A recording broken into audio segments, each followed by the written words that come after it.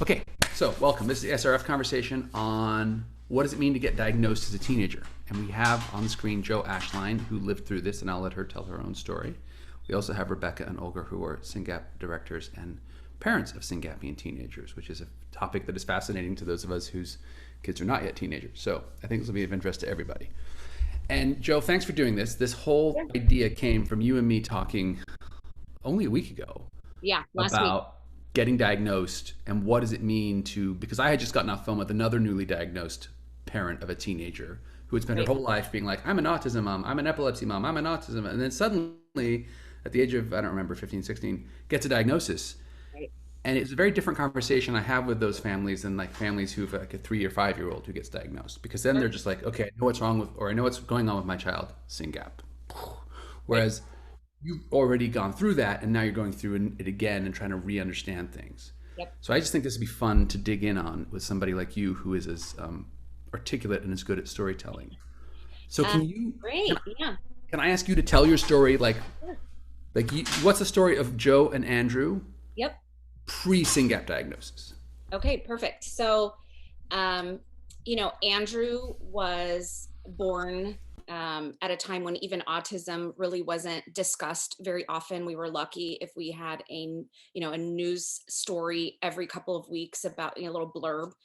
And certainly pre-social media as well. He was diagnosed in 2004 at the age of 2, literally about a week after his second birthday. And a week later, he collapsed in the front yard and was diagnosed with epilepsy. And so the two diagnoses were very quick. The autism, we had suspected for a while that something was wrong. Back then, pediatricians were pretty laissez-faire, I would say, about just trying to diagnose right away. It was a lot of like, let's wait and see. He's a boy, boys talk later. I know he's not walking, but let's wait until 18 months. And so I feel like we did lose, early intervention wasn't like as prominent as it is now, certainly. And so I feel like we did lose a couple of months of just going back and forth saying like, hey, something's wrong. And then we finally got, at 18 months, we were referred to our local regional center, which in California is, state funded services, and they can help you get diagnosed and then subsequently enroll you in therapies and so forth. So at the age of 2, we got the autism diagnosis. It wasn't surprising, but it was still devastating. I think there was a small part of us that always hoped we were wrong, and that maybe it was something he would eventually outgrow, and or that we could therapy away. So he began early intervention services in our home right away. At the age of 2, we had 2 therapists coming back and forth, 5 days a week. It was like go at that point. The diagnosis came and we were off and running, and it was a bit of a whirlwind for sure. We definitely struggled with that as parents, and as a family unit, and just try to find our new normal. There wasn't a whole lot of relief, let's say, like, oh, we finally have a diagnosis. It was more of this like incredible devastation. And what does this mean for our child? And then, of course, the epilepsy right after that autism diagnosis was even more devastating, because now we have this, it's one thing to have a developmental delay and issues with communication and all this, but now we have this unknown horrendous medical complexity that we have to navigate, and our kid is having drop seizures every 2 minutes in our home and in the yard, and suddenly the world is a million times more dangerous than it was the week prior. And so that was a really dark time for us. Like I said, we didn't feel any sort of relief from any of the diagnoses. There was no sense of like, okay, now we get busy and we get to work and we heal our child. It was just a lot of crying and a lot of wine, way before noon. It was a really tough time. And over the years, we certainly began to make our peace, work towards acceptance. We built an amazing community around us that included our in-home therapists and our entire diagnostic and medical team, friends, family. We were very lucky that we really had a large village from which to gather strength and support.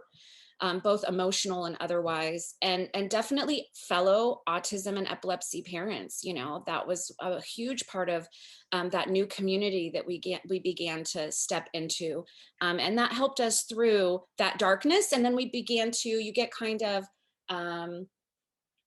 not excited, but I guess it's almost contagious. Not a great word right now during a pandemic. I realize that, but it's almost contagious when you are surrounded by other families um, who are operating from a place of hope. And so I think that's what we eventually did. We sort of like joined the bandwagon of hope, and we began finding, a lot of autism organizations started popping up from the time Andrew was diagnosed to the time he was like elementary age, elementary school age. And so we just kind of had to pick and choose which organizations sort of fit our family mission and our mission for our child. And so we kind of became like a la carte foundation parents, where we would pick and choose. We would have a little bit of this one and a little bit of that one. And part of that, I think, is because we never fully aligned with just one. I think that can be really difficult. Our kids are so complex and so unique in a lot of ways. And I think also because we always knew there was more to Andrew's story. We just always knew that we didn't have the full scope of what was going on. And over the years, we had numerous genetic tests done, and a lot of things we were able to say no. We were excluding a lot of stuff, but there weren't any other answers other than those exclusions. So can I just double click on a couple things? Like, Sure. so you get the autism and the epilepsy diagnosis, and you sort of in both communities. And Right. I have a question there, because like a lot of our parents now, our 4-year-old was diagnosed with SynGAP. So I was an epilepsy parent for like 9 months before I became a SynGAP parent. I didn't have time to get attached to that. Whereas you kind of had those two circles, and I'm always curious about like, did you go to autism? Was there much of an intersection of people who were like, oh, I have autism and epilepsy too? Yeah. Oh yeah. I think in our world there were. Yeah. I mean, it wasn't everyone by any means, and that wasn't necessarily the focal point of some of the autism organizations we were part of, and certainly autism wasn't a focal point of some of the epilepsy groups I was a part of, whether that was online or a foundation or whatnot. But yeah, there was definite, intersections happening of the two, because I mean, there is a high rate of, and I can't give you statistics right now, but individuals with autism and epilepsy do exist. And there's a lot of us, so. But did you find when you were talking to people who weren't in that intersection that didn't quite get it? Like the epilepsy people didn't get the autism part, and the autism people didn't get the drop Yeah, seizures? yeah, absolutely. Listen, the challenges were very different, and the approach to the child was very different. The approach to IEPs, education, services, therapies, all of that, definitely there were differences. And I think two priorities. I mean, there were times when Andrew's epilepsy was semi-controlled. It's never been controlled. The autism, the behaviors, those challenges really took priority and precedence. And then there were times where when the epilepsy was severely out of control and we were hospitalized and changing medications and things were just, falling apart around us, the autism was in the background. So there was always this sort of back and forth between the two. And certainly in the midst of that, because Andrew's considered on the severe end, a level 3 autism diagnosis was what he's always had.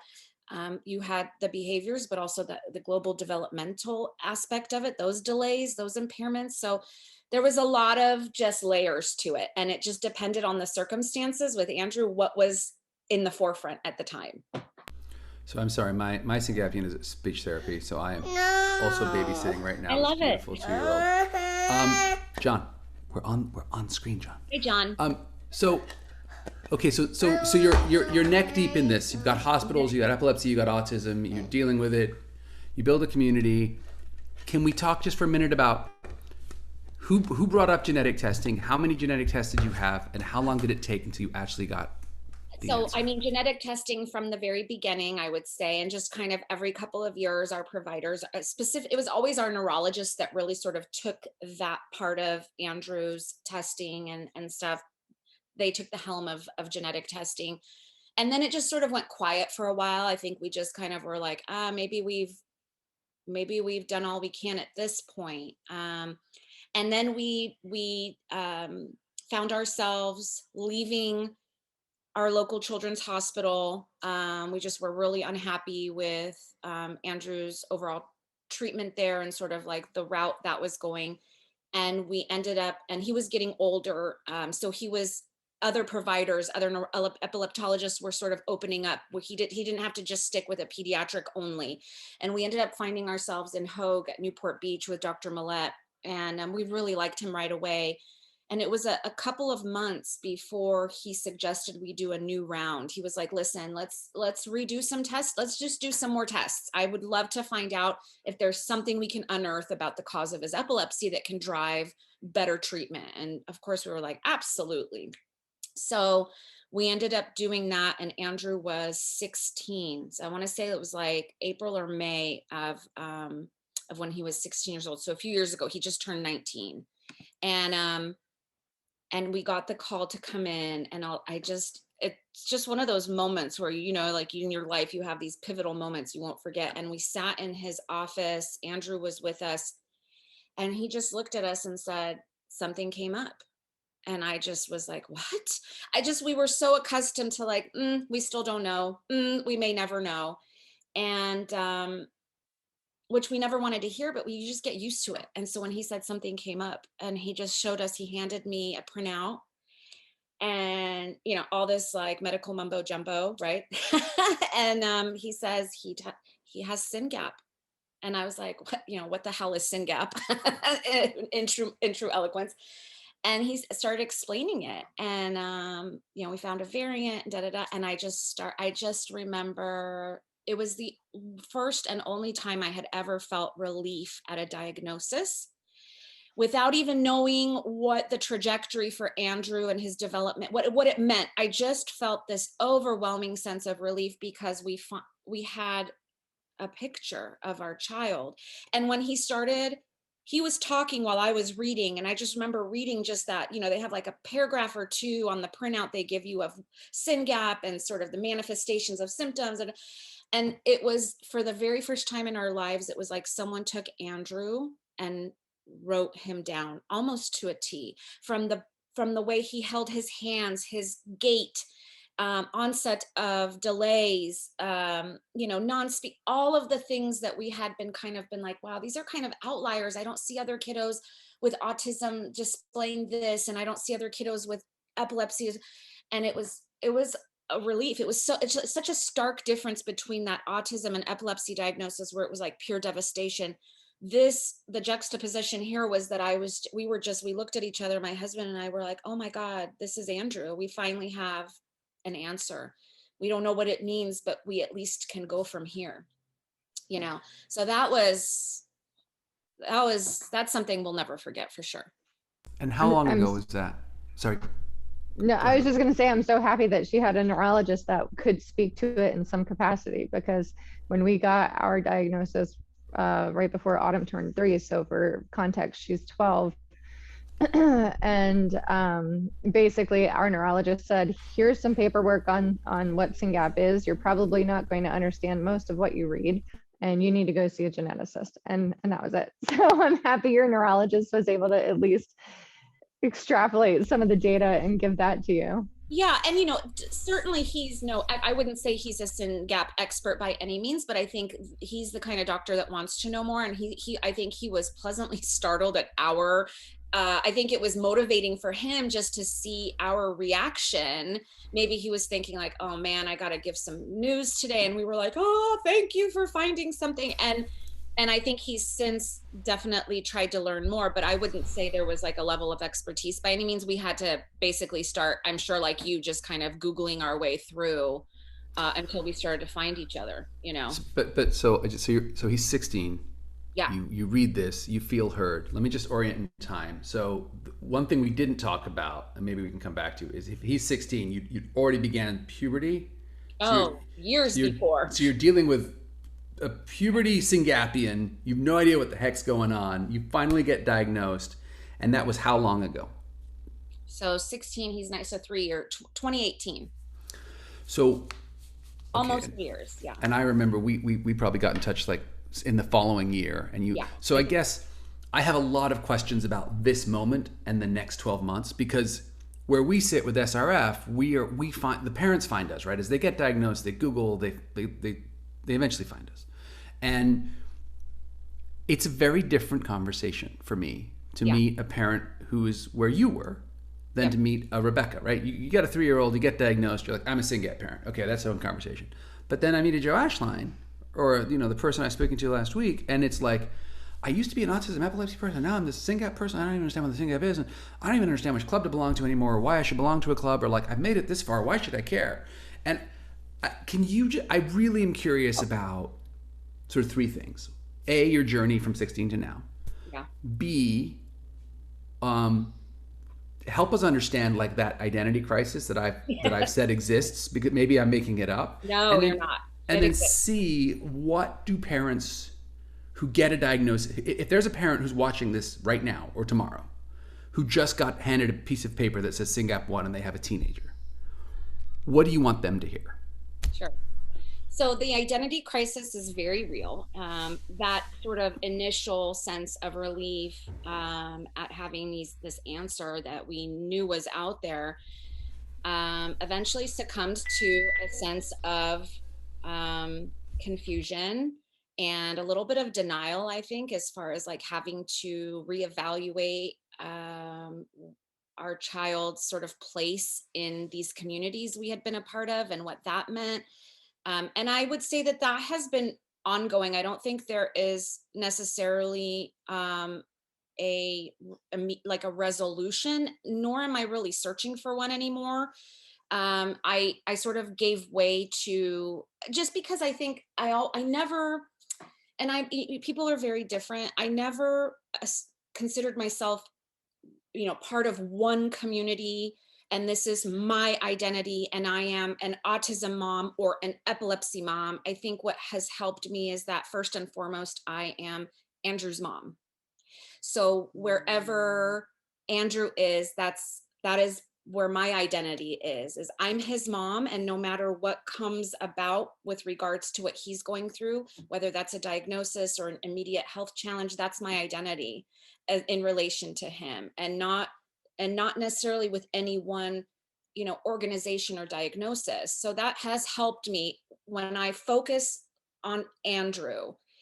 And anytime I've done that, I've never been steered wrong. So I just have to constantly kind of come back to that as my anchor point, because we do get ourselves, first of all, let's be honest, raising kiddos with medical complexities or disabilities can be extremely isolating. Before the pandemic, okay, now you enter this new crazy world we've been living in the last year, and that can make it even more so. And so it's natural for us to find communities with like-minded individuals and diagnoses, because we want answers and we want a better life for our kids. But also there's a selfishness there that I think is healthy, because we want to make friends. We want to be able to look at someone else and say, I relate to you, you relate to me. That's a huge thing. And it's an important part of self-care. It really is important in terms of mental health and feeling like you are part of something other than just this daily difficulty of raising our kiddos. And I say difficulty, that doesn't take away from the beauty of it. I want to make that disclaimer, but it's important to have those relationships and be able to, like most of my friends that I've had forever, they can't relate to me the same way that like parts of my community with special needs parenting can relate to me. When I say that my 19-year-old can't sleep through the night still, and in a lot of ways I have a newborn in that regard, like my girlfriends are like, we've been done with that for 18 and a half years. And so that part of it, I think, is really important. But at the end of the day, that identity crisis for me, as I've been working through it since his diagnosis, I like I said, I always have to come back to my first identity is Andrew's mom. Anything outside of that I find that I can relate to or someone can relate to is just icing on the cake for me.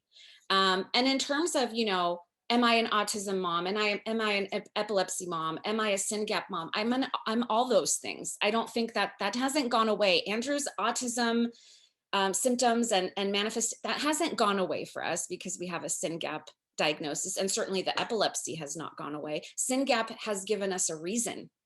And that has given me the freedom, the mental freedom to let go of a lot of guilt that I had held on to as a parent, especially as a mom who gave birth to her little boy, who questioned every little thing I did, prenatally and after delivery and all those things. Did I breastfeed enough? Did I do this enough? What did I take? That has dissipated, which has been, that's a whole nother webinar, the mom guilt, that's been extremely liberating. And that's opened me up to being able to be more present for my child. So there have been things that I didn't even expect that have come out of this SynGAP diagnosis that I didn't realize were such a huge and heavy, burdensome part of my life. But yeah, I think there's a constant turmoil going on. Like, do I still stay in this group? Am I still relevant here? Does this make sense? And also this sense of almost like, because we were 16 when we came into SynGAP, you feel like an outsider, where before you felt like you were, part of the kind of silly, but like the cool kids club, right? Where you're like in the middle of like, the jocks and the cheerleaders. Now you're like, hey guys, can I sit and have lunch with you? Do you think maybe? So it's kind of been all of it, and like I said, I don't think there's any one resolution, because I'm always just looking to Andrew to guide me. And, but I will say that my goal is to be more active in the SynGAP community. I do think that it's taken me a little bit of time to kind of get to a place where I feel like I have something to say and that maybe it could help someone. And I keep telling myself, just because we got the diagnosis late doesn't mean he hasn't had SynGAP this whole time. And that's a big wake-up call for me, because everything we've gone through has been SynGAP. We may have called it a bunch of other things, but it's still been SynGAP. So if you want to talk to me about puberty and about SynGAP and puberty, just because I called it autism and puberty doesn't mean it wasn't SynGAP and puberty. But let's talk. I've been through it. What else do you want to know? IEPs, what else? Let's do this thing. So I think that's a valid point. I mean, just your analogy of being the kid coming in saying, hey, can I sit at your table? I think for a lot of us, it's more like, hey, look at that cool kid who just entered the group. We need to get to know that person. They know so much more than us. Like, they have more years of experience. Like, hey, come sit with us. You don't want to go over there. Come sit with us. We're closer to puberty than them. Like, it's so interesting, perspective, right? Because you bring up a whole nother side of it that I wouldn't have thought about. And where I feel behind is the research aspect of stuff, right? I mean, listen, I'm educated. I know how to read research. I'm lucky in that way. But I feel, when Mike is like out there and he's like, we're doing this and we're the study, and then I'm just like, again, you want to talk about puberty? That's my specialty. That's you do that science part. We'll talk about behaviors. That's where I can help. Mike is a freight train, so it's going to be something new every week that he's like, hey, we've got this going on, and we figured this out, and these people contacted us, and this is what we're doing now. So keeping up is challenging, but just keep reading the newsletters, because he updates everybody. Yeah, no, and I think that's the part of it where I just have to forgive myself and just say, I'm not supposed to. If I was supposed to know everything, this would just be a one-man show, and it's not supposed to be. We are supposed to collaborate, right, as parents. And I know how powerful parents can be, because I've seen it for the last 17 years of my son's life, how parents are the ones who move mountains, right? We have changed the landscape of our public education system for our children. I mean, there's a lot still to be done, but we've certainly moved mountains in ways that others haven't. And so I'm excited to see where the SynGAP community is going to make these enormous footprints, for our kids and future kids, and families.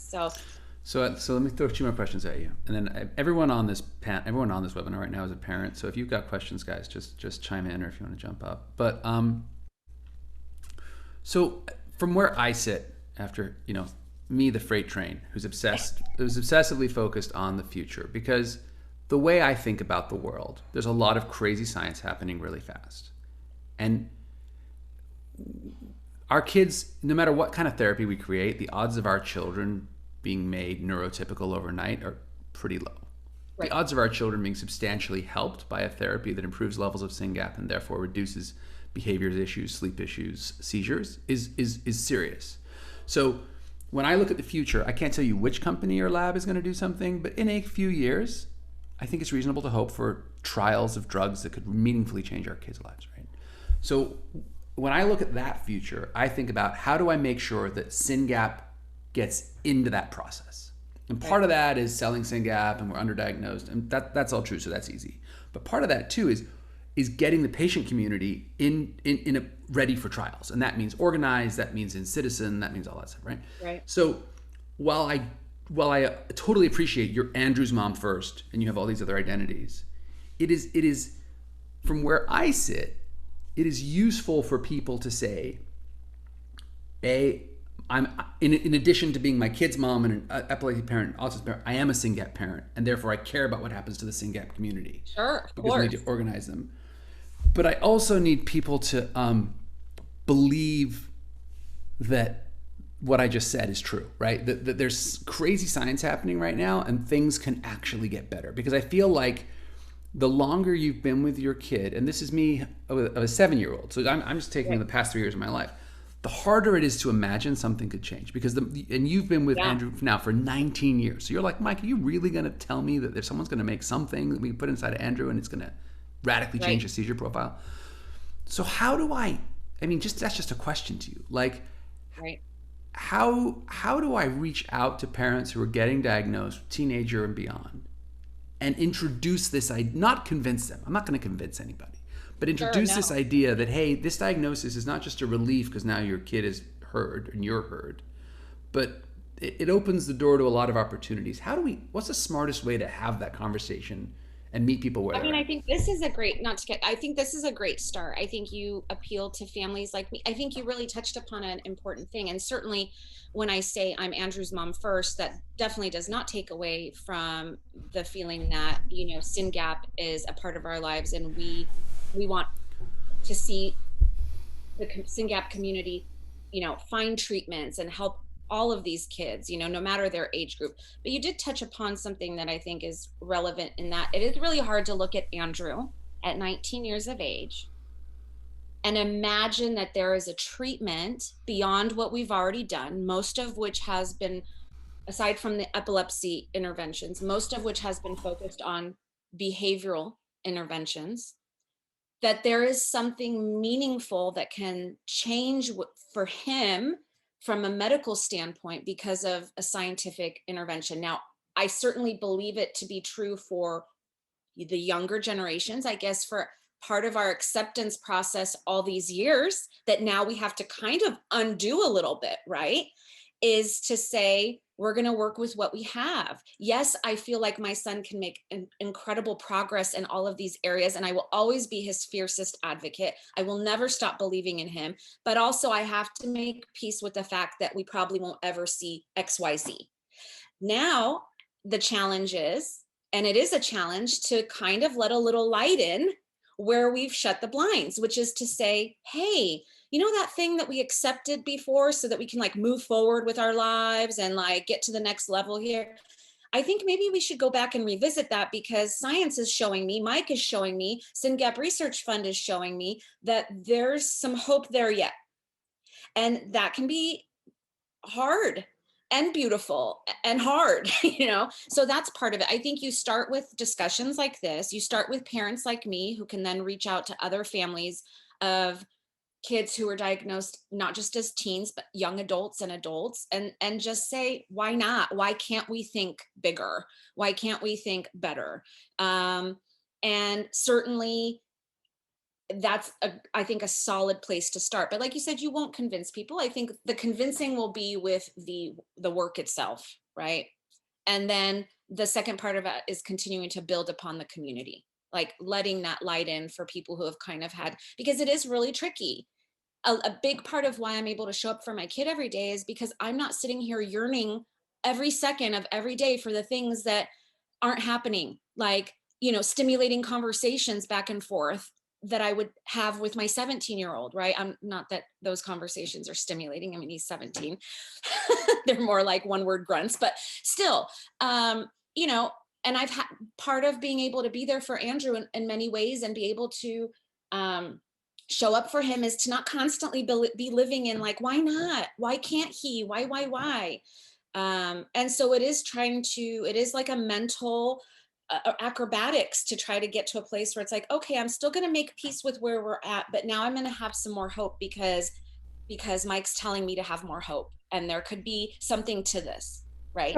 So I wonder about the challenge as far as it comes down to getting patient families who are older involved and their willingness to be involved. So, Yeah. So to say that, we're not living, breathing, needing, and relying on the fact that something can change in some capacity, we need that message to get out there, because when it comes time, that data is important.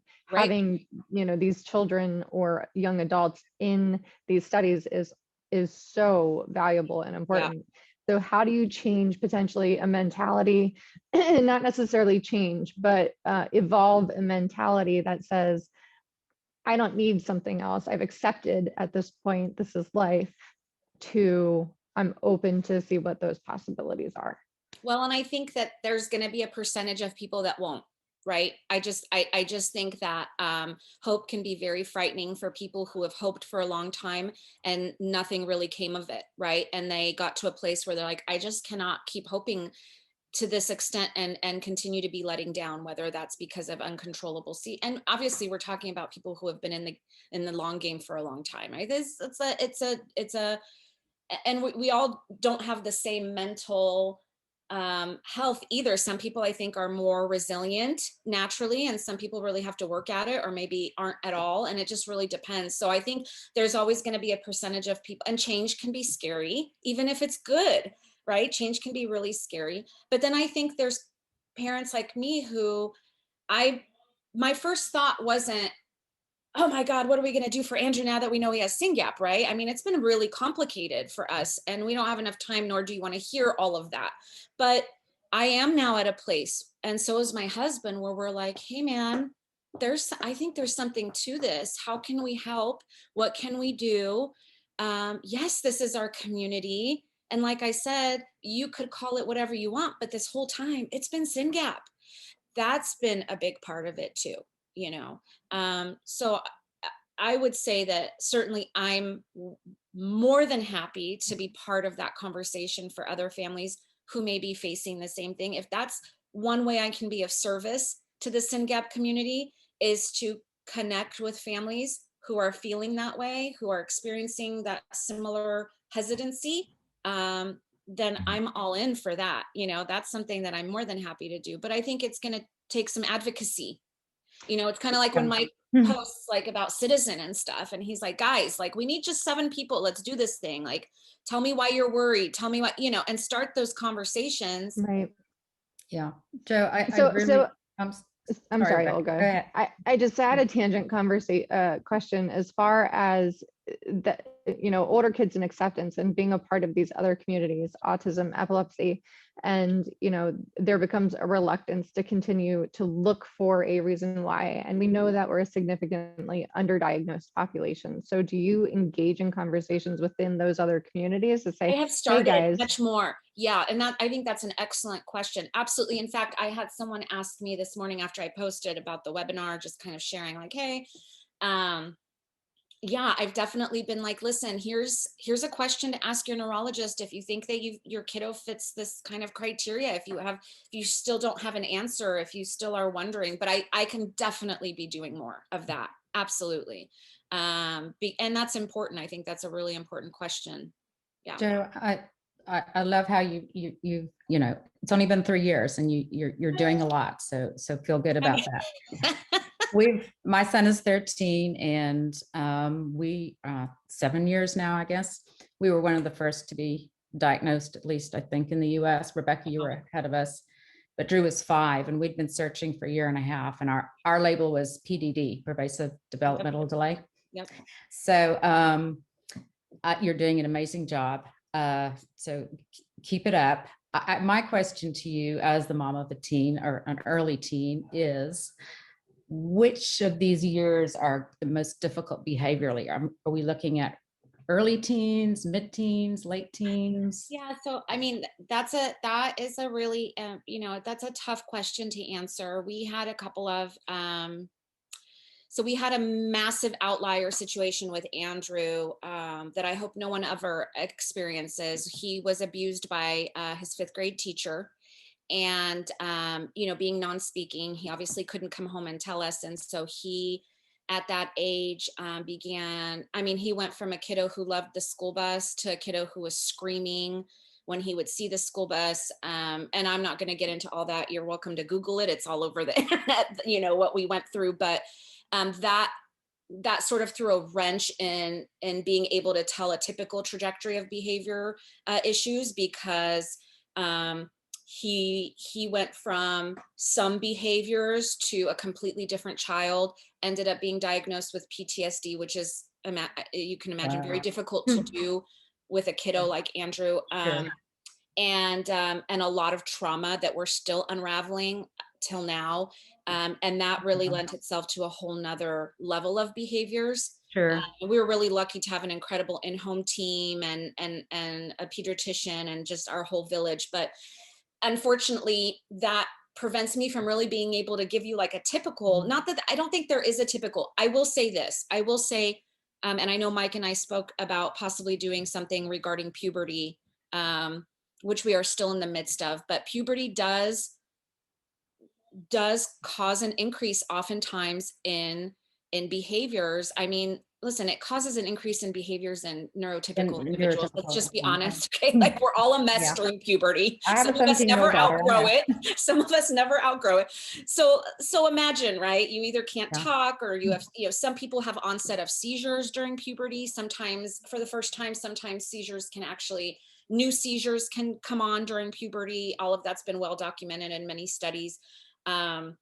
And so there's a lot of different things, but the truth is, no matter what's going on cognitively, the hormones are still flying, guys, and the body is still responding. And so that stuff definitely needs to be addressed. Not nearly enough resources on this topic. It's sorely misunderstood. And I think parents are scrambling and don't know what to do, and educators as well, right?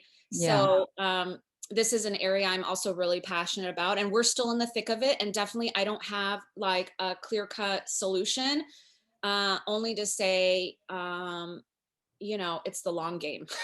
Weather the storm. Yeah, but I think, listen, what really helped us, and Andrew's abuse actually was what really changed this for me, is, when you look at typical behaviorism, a lot of it is like denied access, and there's like the 4 pillars of behavior, and what's missing often is how our kids are feeling.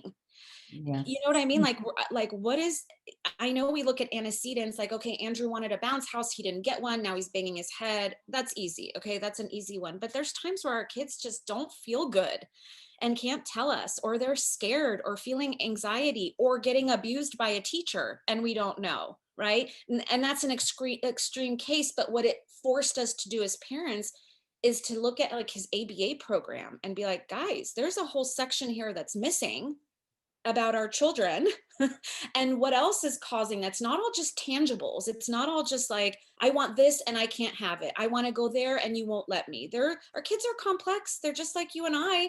They just don't have the means to express it, right? Yeah. Like, if I'm in pain or I'm afraid, I'm going to resort to basic survival instincts, and it's not pretty. I mean, our kids are operating on that most of the time, on that level of existence. Communicating the feelings is very difficult. It's very difficult. And I think just, we're oftentimes, our kids are reduced. I think most providers and educators mean well, but I think the problem has been our kids have been reduced to a piece of paper and a chart, and there's so much more going on a lot of times. And it's hard to dig it. But once you start to understand that, I think you look at the behavior a little bit differently. We've seen a massive reduction.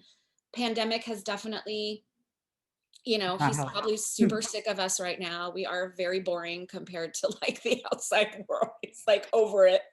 But we've seen, I'll tell you this, if we can reduce behaviors, I really believe anyone can, because we were at the cliff, basically. You have in-home ABA? I mean, we haven't for a while. And that was actually, Okay. we ended up, he was an in-home ABA. That's a whole nother thing, for 14 years. And after the SynGAP diagnosis, I wanted some time to process. So we ended it. Andrew was getting to a point where he was so overly scheduled. He's in an ABA based school. The entire program is ABA, although they're very progressive, which is why I love it. And that was more than enough at that point, because he was coming home after 3:30 and then having therapy till almost 7. Yes. Like, hi, when does Andrew get to be Andrew? Like, at what point? That's another thing I'm passionate about too, is therapy is important. Intervention can be priceless, but also our kids need some time to just be themselves. I think that's a very important point you just brought up, because we've just gone through that with Drew, where we have cut back a lot on the after school therapies, and because he was refusing to go. I mean, Yeah, he was it's just just- too tired, it's too to a point. exhausted. So, and the therapists were, suggesting it's time to take a break. So I think Well, that's, and I think you step back and you say, like, what is my end goal here? Mhm. And what am I willing to do to my kid or for my kid to get there? So our end goal, we weren't meeting that goal at all. And then we had to reevaluate that goal. Like, what is it that we're looking for him? Yes. But I say that after 14 years, guys, of in-home ABA. I'm not suggesting it to anyone to like up and quit something. These therapies can be, when conducted ethically and properly, and with the individual child in mind, can be priceless sources of support, and change. So please don't take us stopping to mean like everyone should up and quit their program. That is not what I'm saying. We have, I think the broader point is, in what you just said, right? Our kids can be overscheduled. Therapy is super important. Get as much as you can. Our kids can be overscheduled. Give them time to be kids. Accept your kid and be present for them and love them, but understand that things can change, and do what you can, like sign up for Citizen and share your data so we can understand this disease. Yeah. There's a lot of these like conflicting ideas that you have to have in your head at the same time as a SynGAP parent, because I'm not an expert in other rare diseases, but I have yet to hear about, or in discussion with other rare leaders, learn about a rare disease where the kids are as complicated. Yeah. Like our kids, some of these kids, they have tumors, they have really consistently horrific seizures, whereas we have some kids who have horrific seizures and some kids less so. But like, I feel like SynGAP is like death by 1,000 cuts, right? A little bit of autism, a little bit of epilepsy, a little bit of sleep, a little bit of hypotonia. None of your doctors are talking to each other. So only when you talk to another SynGAP parent does somebody say, yeah, this is a complete and unadulterated. And you just need to, this is a serious medical condition. But because you're treating 8 different symptoms with 10 different specialists and one pediatrician who's like, you have the biggest medical file I've ever seen. I have no idea. It's crazy making until you actually talk to other SynGAP parents. And I think this is obviously, as somebody who's quit my job and now works on SynGAP advocacy all day long, right? I can't not want everyone to, at some level, identify as a SynGAP parent, because, Sure. And this is kind of why I want to help people not abandon their other identities, but add this badge to their shirt, because I feel like the best people to support SynGAP parents are other SynGAP parents, because no one else understands that you're like giving an epilepsy med to somebody who woke you up at 4 a.m. and you're protecting the sibling from an act of aggression while wondering about, is it OT or PT today? Like, that was basically my morning, I mean, I'll give you an example, just kind of piggybacking on what you said as far as like not understanding. So I just recently had surgery. I had to have a hip replacement, and even, I was terrified of the surgery itself, but our biggest concern in the house was like, how is Andrew going to adjust to not having this like sort of unlimited access to me and having to rely on other people, which we're so lucky to have helping us during this time. And so the route we took was, instead of like, how are we going to accommodate the patient, which is typical, how are we going to accommodate Andrew so that the household has the least amount of like, changes, because that's going to affect the family unit as a whole and allow me to rest. We had to plan everything with him first, right? And only another SynGAP parent can understand that kind of mentality, where you're like, where I sleep is actually going to be based on where Andrew needs to sleep. What I'm going to do is actually based on what Andrew needs at any given time of day. And that's kind of how we go through our life, right? Is like the Syngapian and then everything else, because that's what makes the family unit work. Rebecca, do you want to say anything, or is it a little too raw right now? You're about this, and no, I think it's correct, and it really takes a village. We're a divided family, so Autumn's dad really, stepped up, as well as her uncle and aunt, to help while I was in the hospital and doing surgery. But to your point, she doesn't understand that mom's not as accessible as she used to be. So she still grabs and pulls and does all the things that she's supposed to do, and her stepdad is like, no, don't grab mom, you can't touch mom, come to me. And I'm constantly saying, you need to go talk to Pete, like, and she just doesn't understand. But it does. Well, and I'll show you what we did years ago that has come in handy. And of course, it's probably, if the fire department saw it, we'd be in trouble. But one of the things we did, because Andrew flooded our kitchen in the middle of the night, I want to say now it was like 5 or 6 years ago, super dangerous, not fun to clean up. My husband and my other son built this gate. Okay.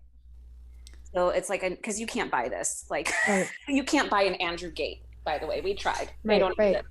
So what we did is they built that gate, they painted it to look colorful, and that gate separates him from the main part of like the living room and the kitchen and all that. And so that gate is the only reason I've been able to rest at night. I slept on the couch during my recovery while he stayed on that side of the gate, because what Andrew loves to do is like come in the middle of the night and roll on top of me, which is not great during a hip replacement recovery. And so my husband's been amazing keeping him on, but that gate, that's the only reason I've been able to sleep, is that gate. And trust me when I say he tries to open it, we've had to make tons of modifications, right? But this is the kind of stuff only SynGAP parents can understand. Does he climb it? Does he try and get his leg? Can't. It's way too tall, and way too tight. Okay. Wait, that's why they made it super tall, super thick, super durable, and he's just not strong enough to climb to begin with. He's not a huge climber. Yeah. Gotcha. Yeah. I mean, he can be strong during behaviors, but climbing's not really his thing. But yeah, I mean, that's the thing, is like, you show a gate like that, to a neighbor, they're like, what are you doing? And I show it to you guys and you're like, where can I get one? Right? I mean, like, and how many? And do they come in other colors? Like, that's just so, but anyway, yeah. So I just kind of wanted to speak to that too, right? When we talk about SynGAP. And I don't know what's going on with you, but my goodness, that does look uncomfortable. I hope you're healing. This is my security blanket right now. So I had some cervical fusion happen. So. Okay, I saw that. I did see that on Facebook. Yeah. Yes. Yeah. So all good. Thank you, though. Yeah. But our kids definitely don't understand. They don't understand sickness, injury. I mean, none of it. And it's, you need to do what I need to do right now. Yeah. If you have a migraine, I'm sorry, I don't care. Vertigo, the flu, they're like, get on it. 24/7 mom. Yeah. No matter what. No sleep. No. Yeah. Yeah, no. And it doesn't, and listen, the other part of that is that doesn't just go away. Like when, my 17-year-old, he's going to be off to college in September. He does his own laundry. He can make a snack or cook a meal. Like, you see the progression in your kids developmentally when they're neurotypical. But for us, certainly we celebrate every milestone and every new skill, but it looks very different. And we know that, and that's another thing to constantly be dealing with. And it resurfaces when friends, kids meet new milestones, or like my son Ian is going to be graduating high school, and Andrew didn't get that same opportunity, and that stuff comes out, right? Even if you have spent 17 years working on acceptance, it's inevitable that comes to the surface, and you have to address it. Otherwise, nothing good comes of not, right? So then you find your tribe and you talk and you say, this sucks.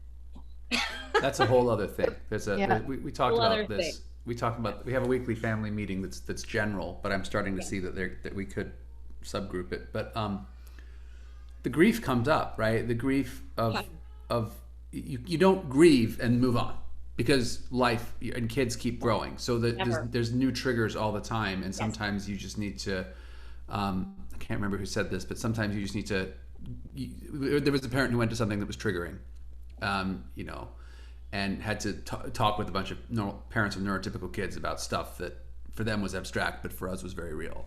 And this parent talked about driving home with Nirvana cranked up and just screaming and crying the whole way home because you don't know what's going to trigger you. And that was like, and everyone on the screen was like, "Yep, totally." I mean, my nephew who's 3 triggers me. I love him so much. He's amazing. And he's been an amazing source of like socialization for Andrew because he's over here all the time. Our families are like in our pandemic pod, so to speak. So we're always together. And he's the oldest of my sister's 3 kids. And he's already surpassed Andrew, not just verbally, but in a million different ways developmentally. You know, he's stronger than him. He's faster than him. Obviously, he can talk. He understands most things that Andrew doesn't. And so that's been a double-edged sword. Like on the one hand, I love their relationship. It's beautiful. And they have all of the same interests right now, like cars and Thomas the Train and all. But this is one more person in his life that's already surpassed him, you know, and that is triggering. And I have to just kind of deal with that as well, sometimes on just a daily basis when he visits and just go, that's okay. You know, it's part of this. And it's okay to say that. There is no, like I said, there's no resolution. There's just processing. Right. Well, With Andrew being 19, have you already filed for guardianship? Do you guys, I mean, yes, you guys we have did gone through all of that? conservatorship. Yes. So we had our hearing at, yes. So they ideally, and this is another great topic, but ideally, especially in California, we were told like 6 months prior to the 18th birthday. And now with the pandemic, I think a lot of things have definitely changed. So we filed, we ended up using an attorney just because I wanted to do it right. But I know plenty of families who've done it themselves. There are resources. And yeah, that was a whole nother thing. We're really grateful we have it in place. He's got a conservatorship, and we actually had our hearing January of 2020. So typically the hearing will be before, ours was before he turned 18. So the actual conservatorship didn't get put in place until after his 18th birthday. Now in California, I believe they're doing them virtually due to the pandemic. And there was already a backlog when we were doing it. So if you're approaching that age at all, I would urge you to at least start thinking about it, finding out your state's local resources. If you want to go the attorney route, sort of, you know, deciding how much that costs and so forth. And I know state by state has their own different sort of system in place, but we have relief with that, you know, and we have the main ones, which are like medical, financial, contract, educational, all of that. Yeah. Yeah. Because there's several. You have one that's 1 or 2 that's older than Andrew? Younger, 18 months younger. So he's the oldest. So Andrew's the oldest and Ian's 17. Okay. Yeah. And he's graduating, and I assume he's going to college. He is. We're just waiting for all the choices to come in. We're still deciding. Yeah. Yeah. How do you propose that you're going to prepare Andrew for him leaving home? So I don't think, you know, cognitively, Andrew's not really going to understand the extent of that. Right. He loves Ian. Ian is his bestest friend in the world. But as Ian's gotten older, the relationship has changed because Ian has not been as available, you know, because of the nature of his life, which is he plays varsity baseball, he has AP classes, he has a girlfriend, he has friends. So that's a whole nother thing. Whereas before there was a lot more opportunity for them to have that time. Ian has naturally through, I mean, it's not his fault. He has he gets a life too. For us as a family though, I think you can hear Andrew, we try to always have balance. And our goal is that as Ian takes flight, that he will always remember where his roots are. And I think part of our big mission with him was that we didn't want to raise a child that would end up being resentful of the circumstance. So we always made sure he had his own stuff. And then we always made sure he had stuff that he and his brother shared. It was like we were in a constant, and that's a constant state of flux, right? You're constantly trying to reevaluate what that looks like for your family. Right. Yeah. I know. And I know I kind of went off topic. That's another passionate thing of mine, but yeah, I think there's so many different ways the conversation can diverge. And, you know, my brain is going to, okay, Andrew's a teenager. What are you doing for gifts? Because like I just feel like I should wrap up all of the presents and re-gift them because that's all she likes. And yeah, no, look, honestly, Rebecca, you do what is relevant to your kid. So, you know, for us in therapy, they spent so many years in the beginning, and we kind of bought into a lot of this stuff too, like age appropriate, age appropriate, age appropriate. And it's Andrew appropriate. That's it. Right. It's Andrew Yeah. appropriate. If he wants to play with Thomas the Train until he's 90, who cares? You know, who is that hurting? What is it that I want for him in his life? That's the other thing. If he suddenly develops an interest in bird watching, great, we'll splurge on that. Like, it doesn't matter, whatever is Andrew appropriate. And so if that makes sense for you and your kid, then I'm all for it. Andrew, you know, it's bounce houses, inflatables, dot markers. There's always something. And we love Amazon, but, and Amazon loves us, but you know, you do what works for your kid. That's just, I guess, I don't know. I'm a big hippie about that stuff. I'm just like, if it makes my kid smile, life's already so freaking hard for him. And honestly, by extension for us, that, you know, I just, whatever I can do to make it better, that's what we do. No, I think that's really smart, Joe. I think that, you know, I keep wanting to clear out all these toys, but it's. Send them my way. Okay. It's not happening. And he has in the past, he's seen me, you know, gather stuff up, and he'll come and take it out of the box. And yeah, I just, you know, I think, listen, it's personal too.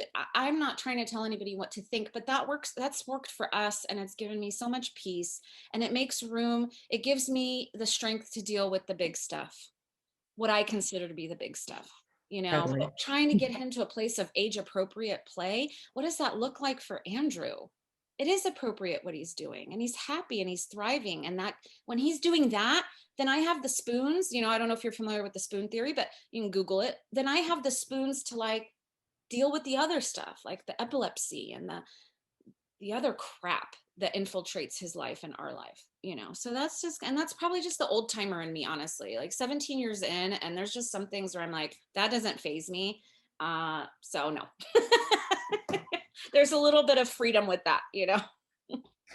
One quick question, just going back to the behavior aspect, and I know you all had some different circumstances, but unfortunately, and you know, when we spoke with Dr. Michaud in Montreal, and his experience, and of course of those that he has had the opportunity to treat at the time, he felt that, you know, that as they get older, they were mellowing out more, and I just didn't know if you'd experienced some of that mellowing a little bit. I think so. And it's hard to know what has contributed to that.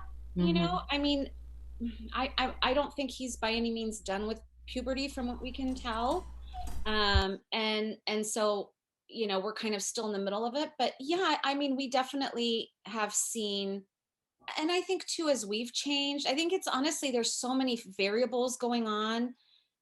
Especially if you have things like therapy in place, and your mindset changes, and you're taking care of yourself, and that I think there's an extension of all that. It all plays a role. But I would hope to believe that's true. I think Jesus, if anyone deserves a break with age, it's our kids and our families. It'd be great to have some light at the end of that tunnel, right? Yeah, I think they, you know, hopefully as they get older, they start to be, well, they become more accepting of how things are possibly. And that's the kind of what I think they've been seeing. That's the hope, right? And I will say Andrew's school, when he was attending before the pandemic, was a huge source of reduction in behavior. When you have an amazing program that is driven by the right mission and executed by the right people who are in it for the right reasons, that is day and night in terms of success for your kids and your family. So that is my biggest piece of advice, is invest in those IEPs, in those placements, because they make one of the biggest impacts on your kid's life, and therefore your life. I mean, it is really important to know where you're sending your kid and who is delivering services and why.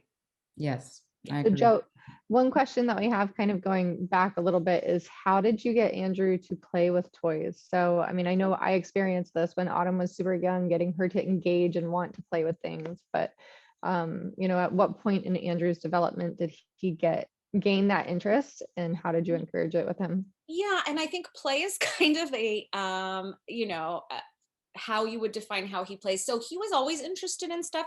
primarily his interest has always been cause and effect, which is why, you know, the iPad has been such a huge success here in our house. But he just I think he, you know, he had a brother that played with him.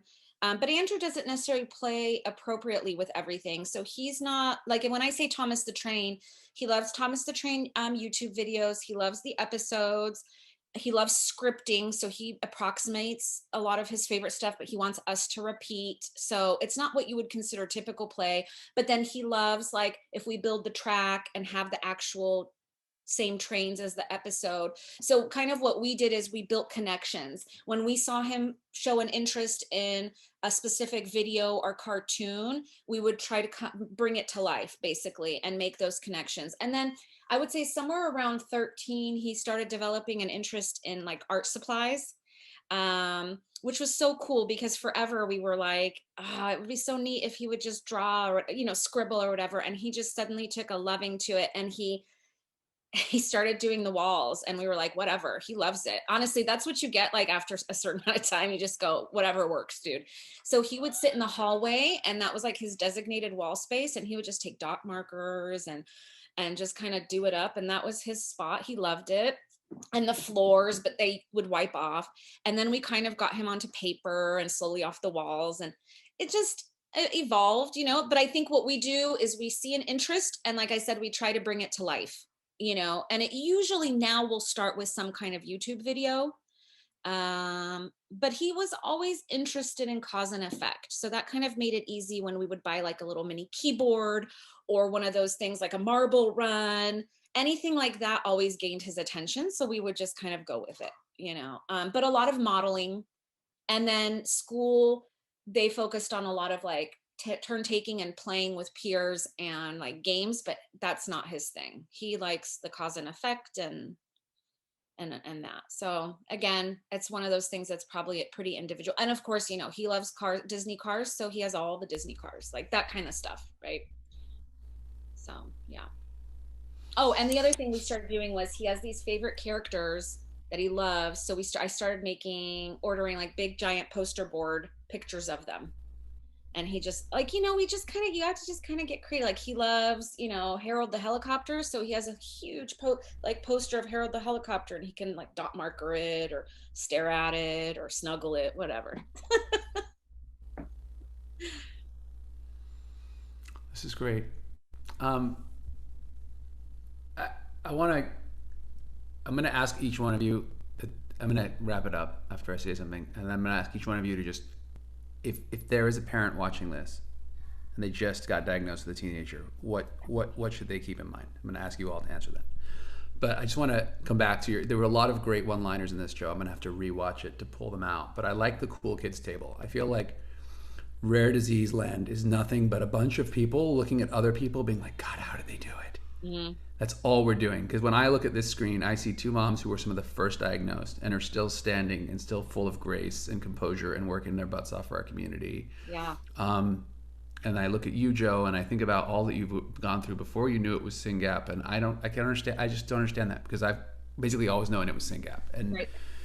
And then, you know, some people are like, how does Mike know all this stuff? And Mike's just constantly saying the same thing. It's not like I know anything. I'm just like, sign up for Citizen, science is coming, there's this many comments. I have very standard talking points. And I don't know that anyone thinks that I'm cool, but I do know that, like, I spent a lot of time connecting parents who are both like, wow, they were amazing. And I feel like that's the heart of this, right? Like, we could all spend hours talking about the ridiculous challenges and stupidities and failures of the medical system and dumb things that neurologists sometimes say.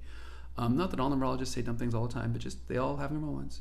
But I think the most important thing is these conversations, right? Where parents can validate each other's experience and answer each other's questions. And I'm constantly amazed at the parents who are trying to do this solo and aren't connecting. I don't know how they're doing it, honestly.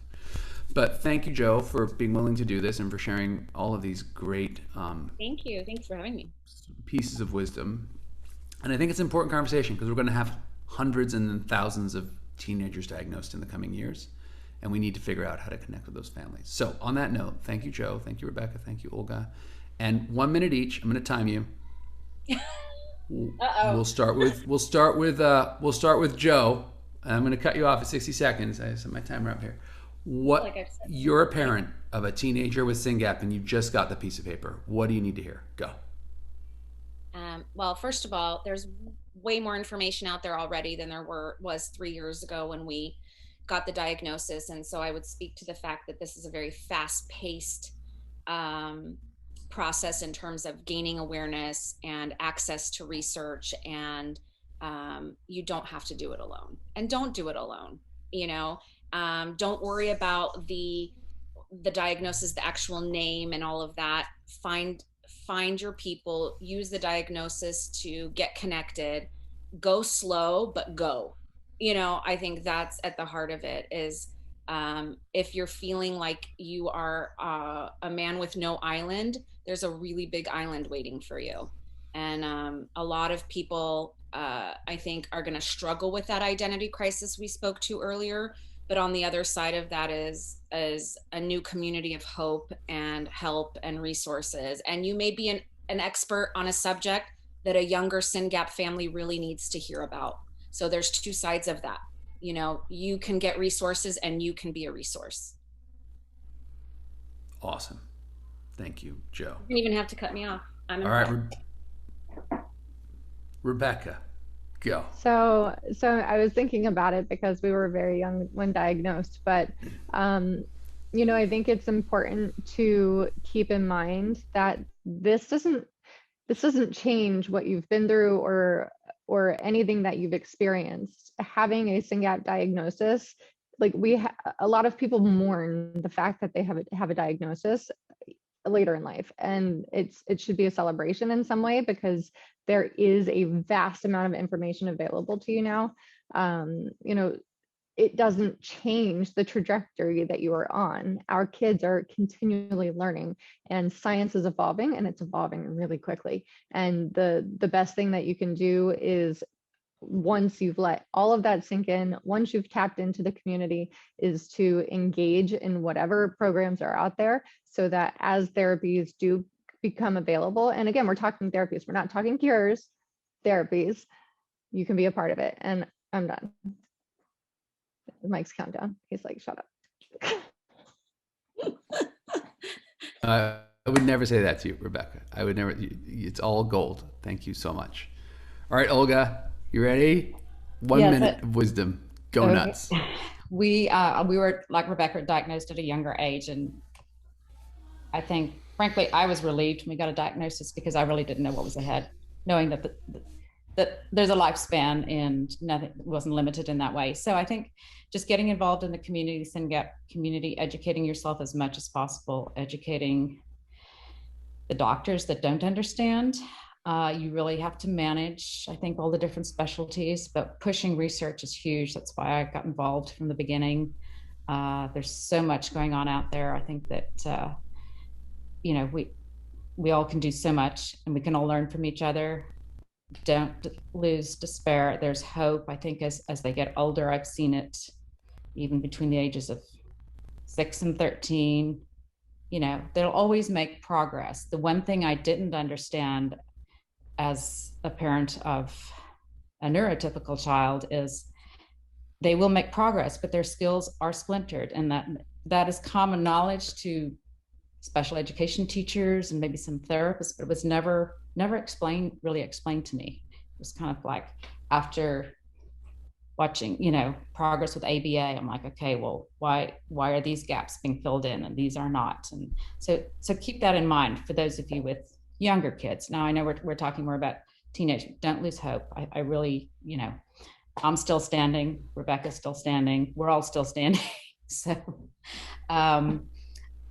again, the key is pushing research, getting involved, and just, we could all help each other out. And Mike has done an incredible job of keeping us all together. So it's really been great. It's been a great experience, despite, the ins and outs of every day living with a child with SynGAP. But there's so much joys to it too. I mean, my son has a great sense of humor. He doesn't have many words, but he has no problem with getting his message across. So not necessarily always the way we want it, but he knows. And he knows his sister's about to go off to college too. So we're going through the same thing.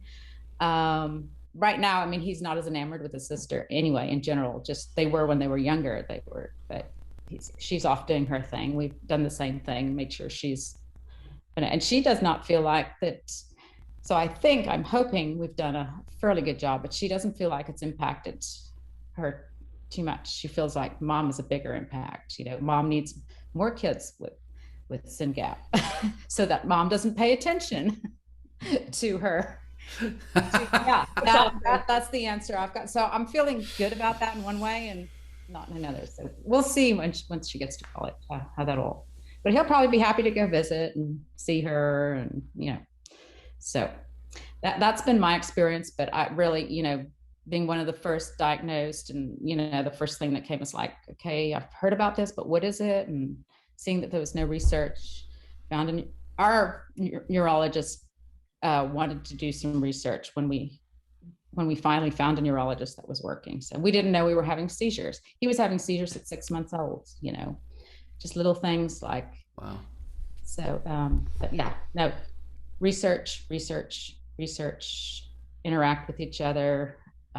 Just everybody can learn from each other. I think it's this, SRF has been a wonderful experience and will continue to be. Amen. Well, thank you, all three of you. We're a little bit over time, but I'm really grateful, Joe, that you're willing to do this, and Rebecca, here's my dog, for jumping in. We'll see you guys later. Yeah, thanks so Have much. a wonderful day. Bye. This is great. Closing.